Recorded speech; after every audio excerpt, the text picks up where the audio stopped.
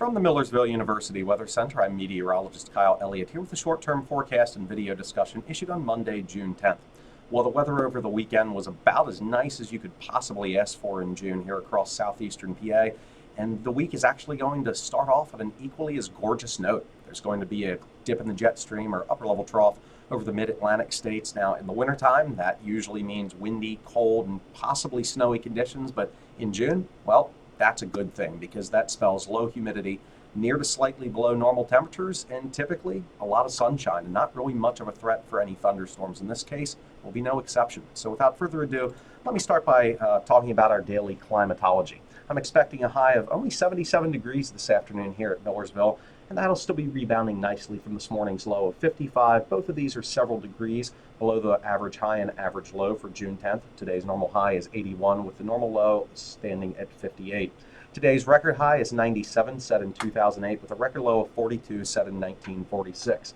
As we take a look at the sky cam from the John Wright restaurant looking east across the Susquehanna River into Lancaster County, well, you'll notice it's just a gorgeous morning out there.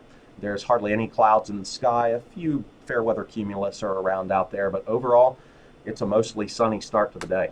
And as we take a look at the visible satellite imagery, you'll notice that there is some pretty thick cloud cover across northern and western PA in the higher terrain, essentially north and west of the Appalachian front. But once you reach the lower Susquehanna Valley, northern Maryland, and southeastern PA, the sun is out and there's only a few clouds dotting the sky, and I really expect that to be the case throughout the entire afternoon. So really a beautiful day shaping up here for the start of this week.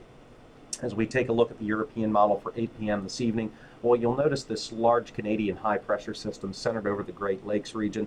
It's tough to see it here, but if I show you the upper levels of the atmosphere, there's where you can really see that dip in the jet stream, or that trough kind of cut off here over the mid-Atlantic states. Now, this is for tomorrow afternoon, but that trough is still over us today, and there are going to be a couple of embedded smaller disturbances rotating through the mid-Atlantic states around the base of that trough.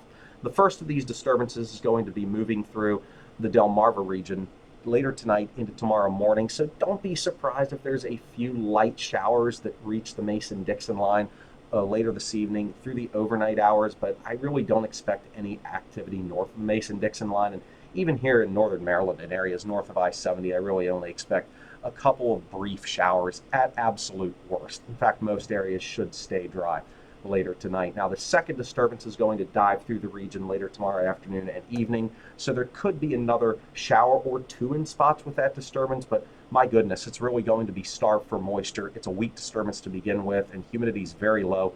Dew points today are only in the upper 40s to low 50s, and they'll still only be in the low to mid 50s tomorrow, so you're really not going to get many showers to pop up with just the lack of moisture that we have over the mid-Atlantic states right now with this cool Canadian air mass in place. So with that being said, again, you could see that maybe there's a stray shower or two across southeastern PA tomorrow afternoon, but by and large, most areas are going to stay dry, and really anybody that does see a shower, well, it's going to be brief. It'll last less than 15 minutes. Rainfall amounts will be on the order of a couple hundredths of an inch or less, so this really won't be a big deal. Overall, really nice start to the week with low humidity and temperatures a couple degrees below normal over the next 24 to 48 hours. As we move forward then into Wednesday, that large high-pressure system that was over the Great Lakes region sags southward and it settles over the Tennessee River Valley, lower Ohio Valley, and that's going to extend eastward into the central Appalachians and the Commonwealth by Wednesday afternoon. So that's going to shunt that pocket of cool air into northern New England, and as a result, skies will turn mostly sunny again on Wednesday, and it's going to warm up with temperatures rebounding back to around average Wednesday afternoon. So I don't think many of you are going to be complaining about highs in the mid to upper 70s today and the low to mid 70s tomorrow, even though that is several degrees below normal for mid-June. I'm one of the exceptions because I prefer warm and even a little bit humid in the summertime. But again, most of you are going to really enjoy the weather here over the next 48 hours. And like I said, even Wednesday is going to be a really nice day. Temperatures will be back in the 80s Wednesday afternoon, but dew points are still only going to be in the 50s. So taking a look at the short-term Campus Weather Service forecast, partly cloudy and comfortable tonight, low 58. Rather cool on Tuesday with a mix of clouds and sun, high 74. Warmer on Wednesday with sunshine and a few passing clouds, high 82. Well, that'll do it for this edition of the short-term forecast. Tune back in next Monday for the latest edition. Until then, enjoy the beautiful weather out there through the middle of the week.